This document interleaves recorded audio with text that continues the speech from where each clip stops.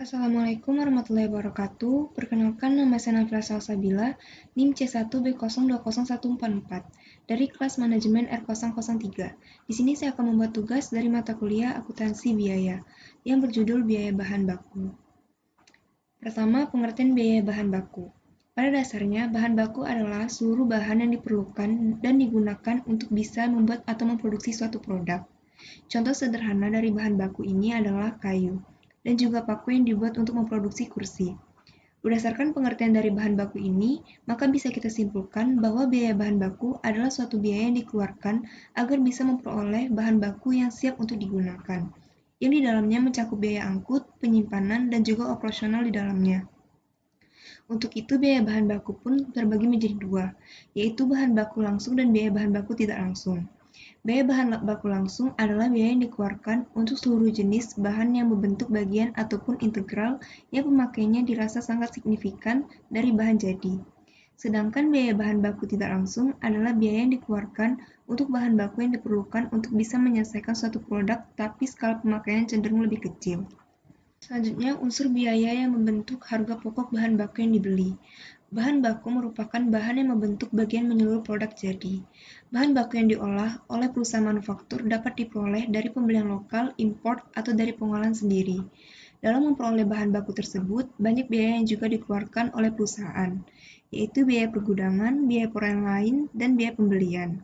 Unsur biaya yang banyak dikeluarkan dapat diperhitungkan sebagai harga pokok bahan baku yang dibeli. Selanjutnya, sistem pembelian.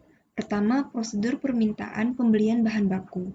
Jika persediaan bahan baku yang ada di gudang sudah mencapai jumlah tingkat minimum pemesanan kembali atau reorder point, bagian gudang kemudian membuat surat permintaan pembelian atau purchase requisition untuk dikirimkan ke bagian pembelian. Yang kedua, prosedur order pembelian. Bagian pembelian melaksanakan pembelian atas dasar surat permintaan pembelian dari bagian gudang. Yang ketiga, prosedur penerimaan bahan baku. Pemasok mengirimkan bahan baku kepada perusahaan sesuai dengan surat order pembelian yang diterima. Yang keempat, prosedur pencatatan penerimaan bahan baku di bagian gudang. Bagian penerimaan menyerahkan bahan baku yang diterima dari pemasok kepada bagian gudang. Yang terakhir, prosedur pencatatan utang yang timbul dari pembelian bahan baku. Bagian pembelian menerima faktur pembelian dari pemasok, lalu memberikan tanda tangan di atas faktur pembelian. Faktur pembelian yang sudah ditandatangani oleh bagian pembelian tersebut diserahkan kepada bagian akuntansi.